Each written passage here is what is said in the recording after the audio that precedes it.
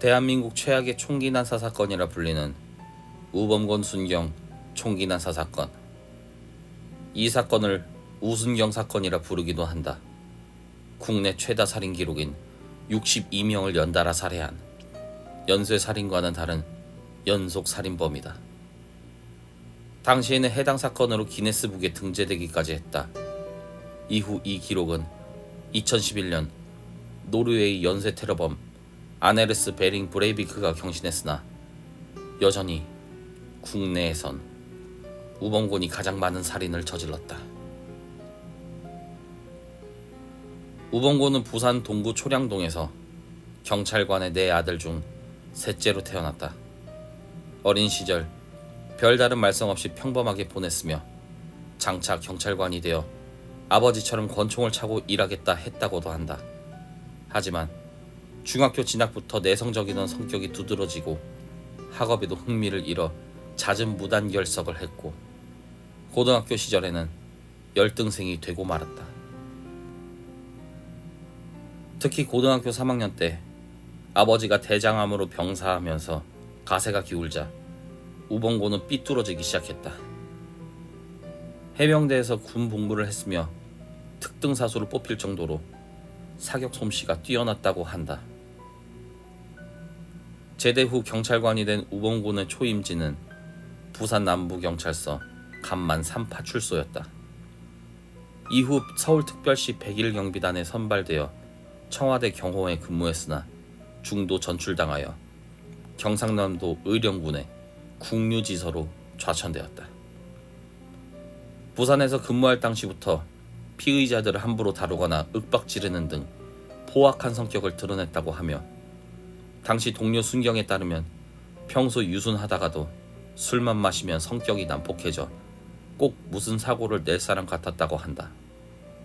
청와대 경호에서 제외된 것도 성격이 너무 거칠어 근무 부적격자 판정을 받았기 때문이었으며 전출된 후에도 술만 마시면 행패가 심해 미친 호랑이라는 별명이 붙을 정도였다.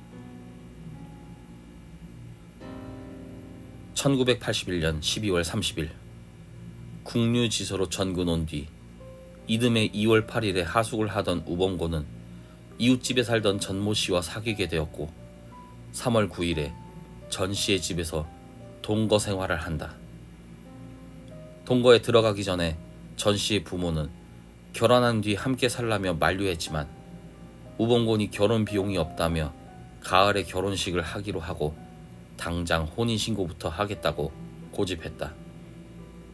가뜩이나 집안이 가난해 늘 열등의식이 젖어있던 우범곤은 결혼식도 올리기 전에 여자 집에 얹혀 살게 되면서 자신의 무능함에 심각한 콤플렉스를 갖게 되었다고 한다.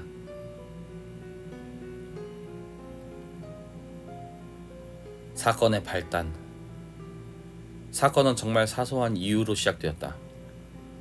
1982년 4월 26일 우범곤은 저녁시간 근무를 위해 낮 12시경에 집으로 들어와 점심을 먹고 낮잠을 잤다. 그가 잠든 와중에 동거녀 전씨가 그의 몸에 붙은 파리를 잡기 위해 손바닥으로 그의 가슴을 쳤고 둘은 이를 계기로 말다툼을 하게 되었다. 화를 미처 식히지 못한 채 우범곤은 오후 4시경 지서로 간 뒤에 저녁 7시 반경에 술에 취한 채 집으로 돌아왔다. 그는 만취한 상태에서 전씨를 주먹으로 코피가 날 정도로 폭행했고 같은 집에서 살고 있던 전씨의 친척 언니가 뛰어들어와 말리자 친척 언니의 뺨마저 닥치는 대로 때리며 난폭하게 굴었다. 시끌벅적한 소리에 동네 사람들이 몰려들었고 사건의 전말을 들은 사람들이 전씨를 옹호하자 우범곤은 다시 집을 나갔다. 지서로 향한 우범곤은 지서에 배속된 육군 방위병들과 소주를 마시던 중 전씨의 남동생이 와서 경찰이면 다냐고 소리를 질러대자 폭발했고 그 자리에서 카빈총을 장전하며 만류하는 방위병들을 향해 총으로 쏴서 내쫓은 다음에 예비군 무기고에 보관되어 있던 M1 카빈 2자루 실탄 180발, 수류탄 7개를 탈취했다. 밤 9시 40분 지서를 나온 우봉고는 마침 앞을 지나던 대구에서 표구사를 하는 26세 남자에게 총을 쏜 것을 시작으로 국류면 토곡리 재래시장으로 달려가 조준사격하여 장을 보러 온 마을 주민 3명을 살해했다. 밤 9시 45분 마을의 도신을 차단하기 위해 국류 우체국으로 가서 여성 교환원 2명과 숙직 중이던 집배원 1명을 살해하였다. 그러나 교환원이 숨지기 직전 마을 이장집의 행정전화와 의령우체국 간의 코드를 연결했던 덕분에 주민신고가 가능했다. 밤 10시 그는 낮에 싸웠던 전씨를 찾아가 전씨를 비롯한 6명을 향해 총을 난사했다. 전씨는 복부에 관통상을 입고 추후 병원에서 치료를 받았지만 사망했다. 밤 10시 10분 그는 웅계리로 달려가 주민 7명을 살해했다. 밤 10시 50분 그는 평촌리의 한 상갓집에 난입하여 간첩이 나타나서 비상이 걸렸다 말하고는 문상을 한다는 핑계로 부의금 3,000원을 내고 문상객들과 어울려 10여 분간 함께 술을 마시던 중 문상객 중 한 명이 실탄도 없는 빈총을 뭐하러 갖고 다니냐는 말에 갑자기 총을 난사하여 상주 일가족 등 12명을 살해하였다. 이후 그는 불이 켜진 집을 찾아다니며 총을 난사하여 이곳에서만 무려 23명을 살해했다. 다음 날인 27일 새벽 5시 35분 그는 평촌리 마을에 다시 나타나 알고 지내던 주민의 민가에 침입했다.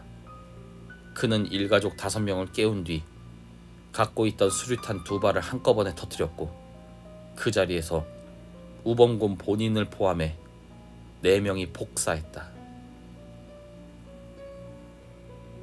이 사건으로 인하여 무려 62명의 주민들이 사망했고 33명의 부상자도 발생했다.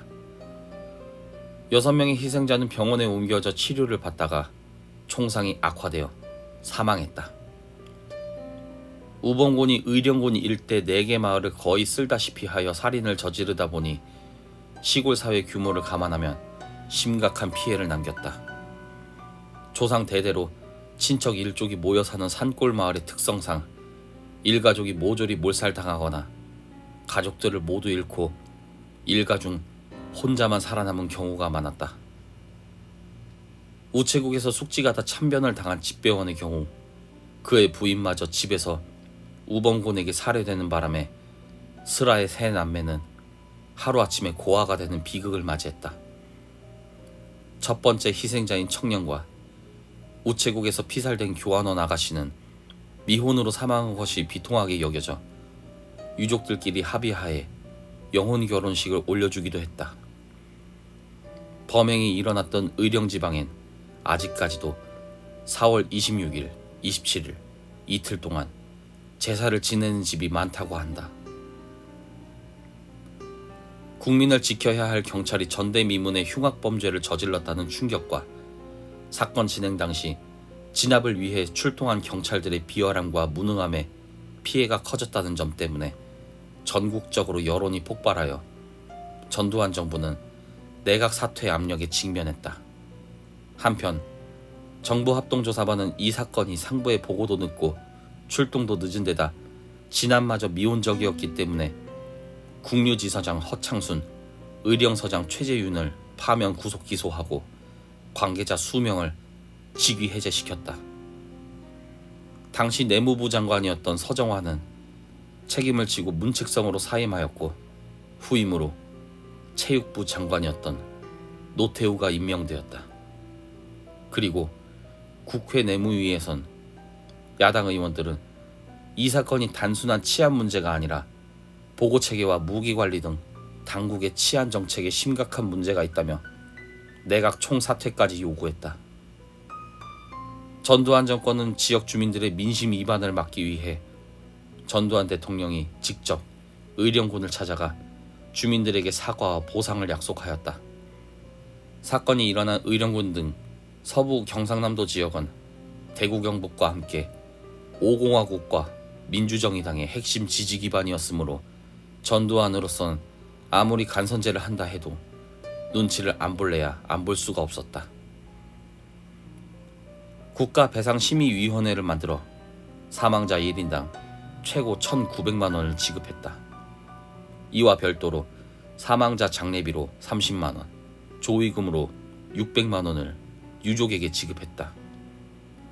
사건이 일어났던 때 19살이었던 박모 씨는 이 사건으로 6명의 가족을 잃었고 보상금으로만 1억 원이 넘는 돈을 받았던 것으로 알려졌다. 당시 서울 아파트 가격이 1,000만 원 정도였던 걸 감안하면 상당한 금액의 보상이었다. 또한 국유면 지역을 개발하는 100억 원 규모의 국유 개발 계획을 통해 저수지를 새로 짓고 도로를 새로 포장하는 등 인프라 사업을 진행했지만 사람 목숨과 지역 발전을 맞바꿨다는 생각에 남은 주민들의 마음은 편치 않았다. 사건 당시 118가구에 619명의 주민이 살았던 평촌리는 사람들이 대부분 떠났고 2012년 1월 말 기준으로 57가구에 114명의 주민만 남아있다.